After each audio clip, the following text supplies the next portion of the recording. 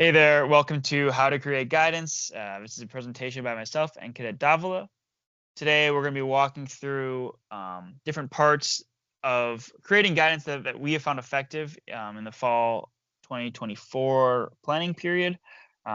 This is just our experience, and there's multiple ways to get after writing guidance. We know that. An example is that this is the cadre guidance. It's very simple. It's 1 page long. Not a ton of detail. They didn't need that kind of detail.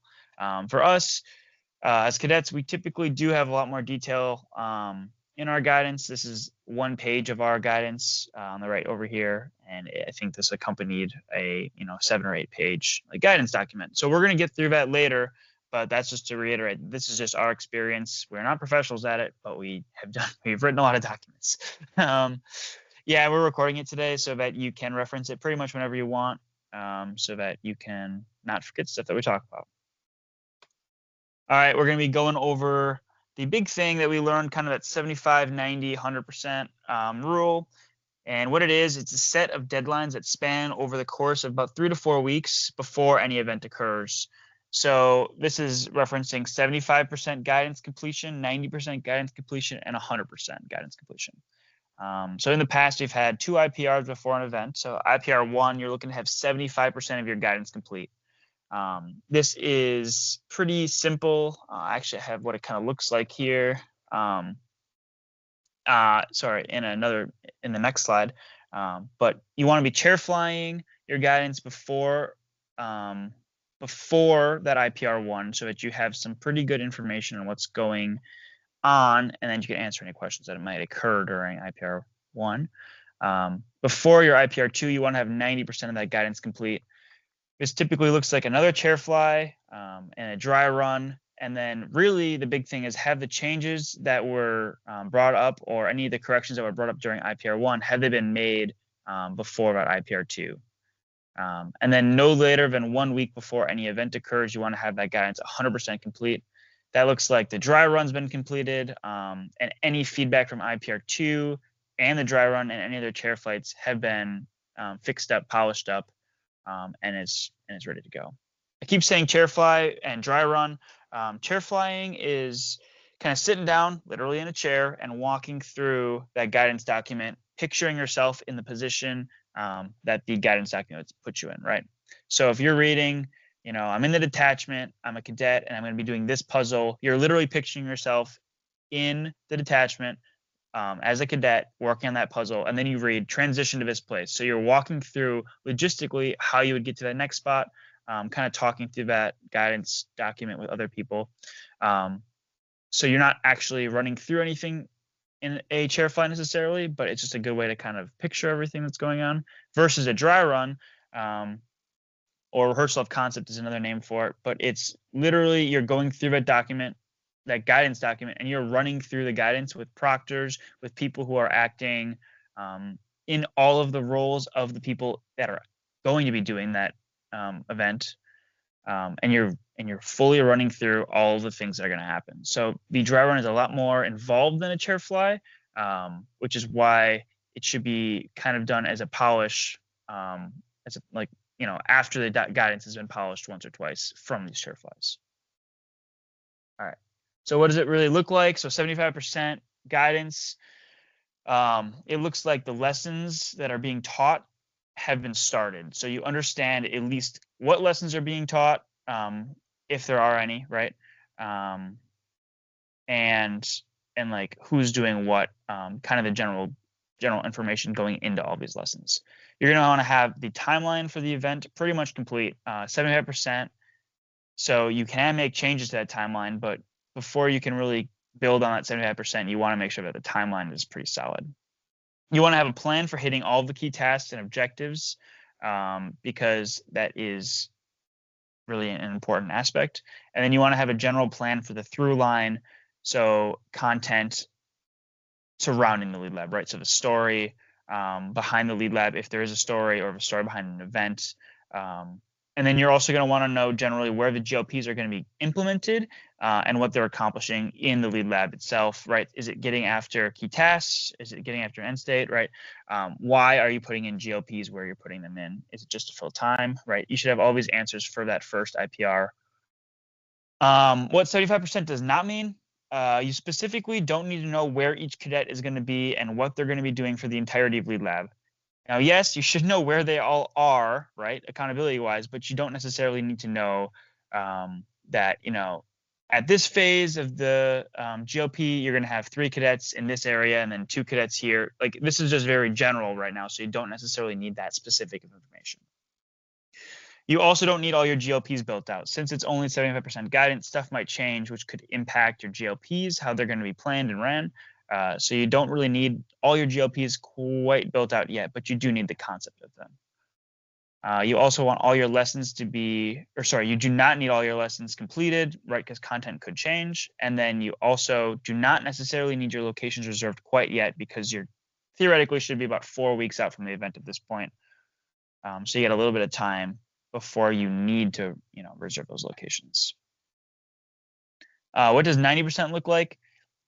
Think of it as a more polished 75%, right? So the lessons should be completed, and you should have some plan of getting those lessons approved for use. The timeline for the event should be completely completed, totally finalized.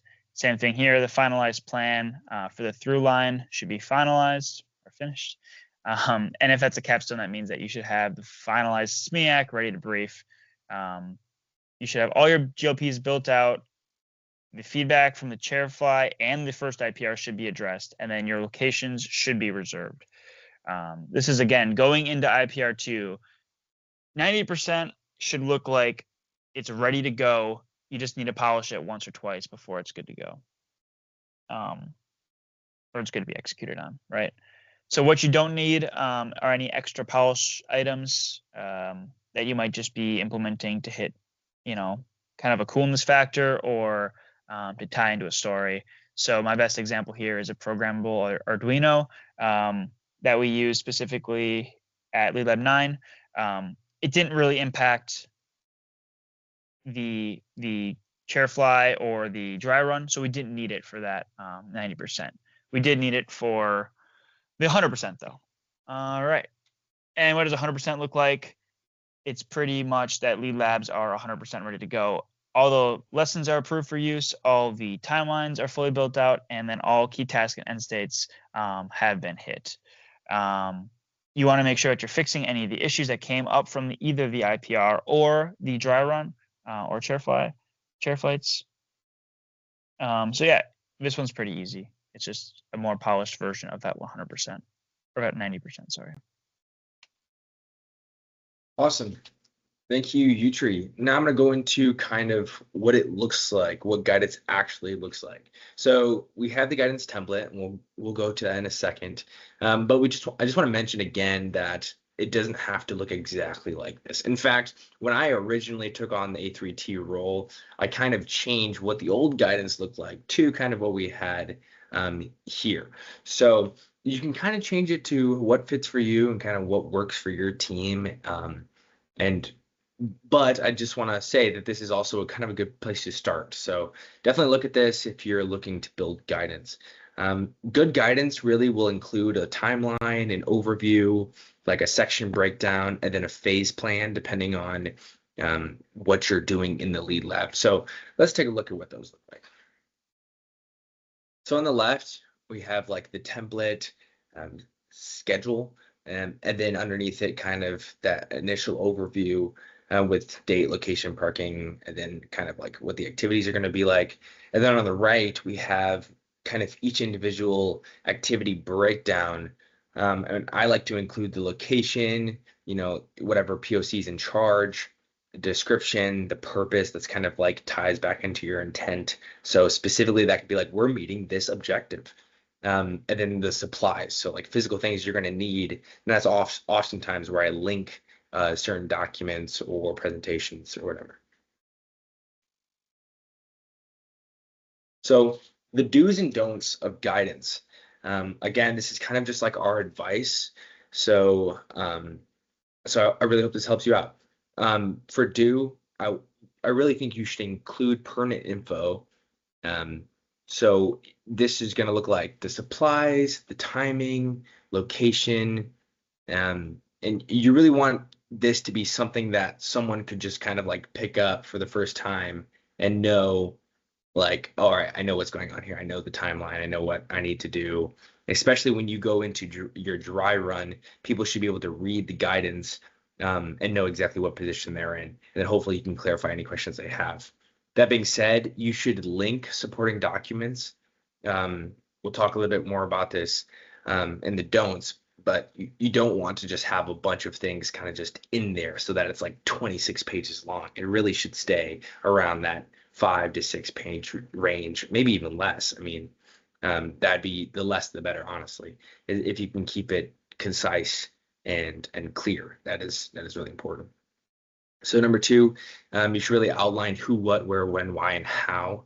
So again, this is very clear to anyone who reads it. They know exactly what they're doing and where they're doing it and for how long. So all those should be included. Have a SME read over and comment specifically for this semester. That may be they may look like going to the 400s who have done this, like me and Utri, and asking us to look over it, and or it's just to find a SME subject matter expert on guidance to just take a look at what you have and make comments prior to going into those IPRs and share flags and stuff. This kind of flows into the ask for feedback on your guidance. You're going to have to know when is the time to kind of start over and reshape things. And that's pretty much just when you've realized that things don't quite align with your commander's intent. But if you get that feedback, then you'll be able to iterate on it faster and produce a document that's clear, concise, and makes sense. For the don'ts, don't have long blocks of text just kind of floating in there. Again, you don't want a guidance that's like 25 pages long. You want something fairly short that you can just kind of flip through as lead lab is taking place.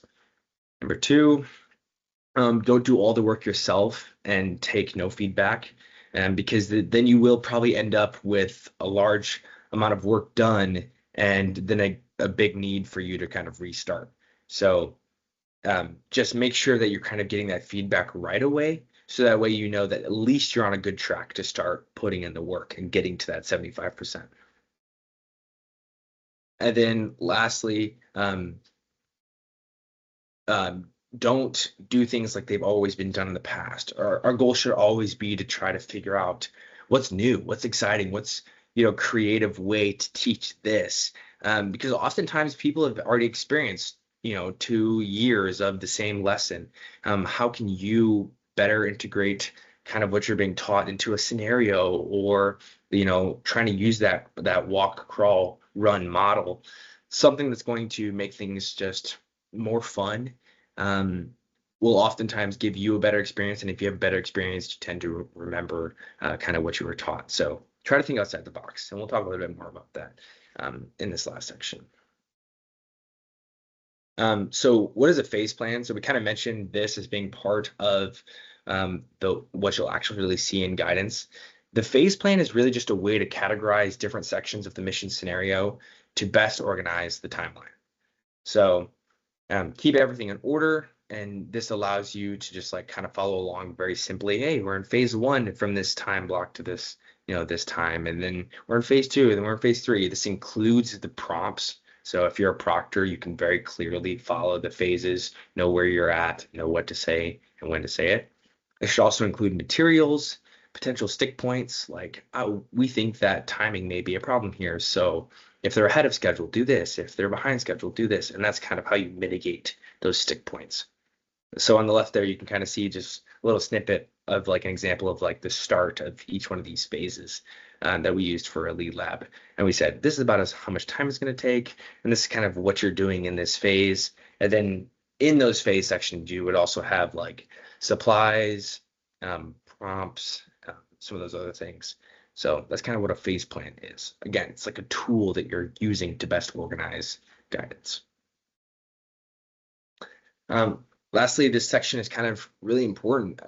For me, when I stepped into the A3T role, I really needed to understand what the A3 was expecting from me, and then what ATF leadership was expecting from me, and then what cadre is expecting of them. Because the better you know your boss's commander's intent, and the better you know your boss's commander's intent, the smoother things are going to run, and just the better opportunities you're going to have to create something that is good. So this is going to allow you to operate with freedom and creativity. Like I said, if you know kind of what your boss expects from you, then you can kind of go outside the box, think about new things, try these, alternatives to briefings or, sitting in a room for hours on end. Try those different things, because if you have trust that, you understand your commander's intent, then whatever you produce is going to kind of work out. Again, part of that is asking a lot of questions up front. You don't want to just go straight for it and then find out that you really need to redo everything. And if that happens, that happens. But if you're kind of like embodying your boss's desires, you won't really have to do a lot of redo a lot of that hard work. So the things to think about when you're doing guidance and when you're preparing to do guidance is like timing, like new versus old. Is this something we've done before, or is it not? And then trying to think outside the box. Again, we want to kind of keep people curious. So that's part of our goal. All right. So we have attached to both the first and last slide here for you guys' future reference, all of the guidance docs from fall of 24, so that you guys can reference those and kind of see how they're organized a little bit better.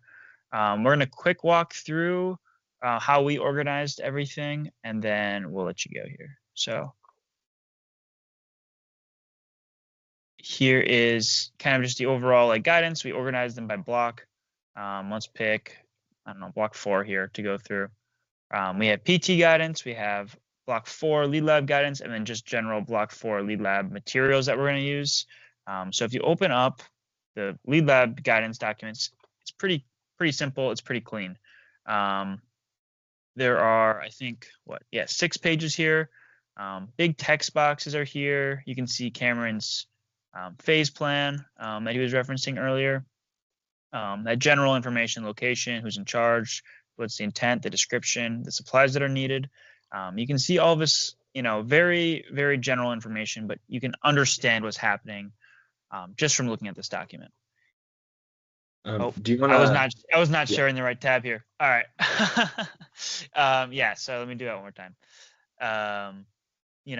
As Cameron said earlier, you got the timeline here. You got the general date, location, overview, then the phase plan itself, like he was talking about, breaks down all of the lead lab. Very general information here, but then there's links to all these different documents that are going to help the proctors kind of understand it a little bit better here. So let's dive into one of those documents. For example, the team start document. It's another folder. Service tab. It's another folder. So each proctor has specific folders that they know they're going to need. Let's dive into one more of these documents here. So this way, the proctor has, very clear, I guess, expectations of what they need to know, what they need to be giving their teams, when they need to be giving them, because, it's linked in this description of this phase plan. And yet it's not cluttering the guidance document because it's very neatly, cleanly linked via folders. So that's just another tip. I guess make your expectations very clear of what your proctors need to be giving people at what points. However, you also want to be kind of balancing that to make sure that it's not super messy and it's pretty concise to read and understand. That's all I have. Cameron, are there any other last things you want to talk about before we end this today? No, that's pretty good. Yeah, I just want to say, I hope this helps. And I hope that you can plan guidance better in the future.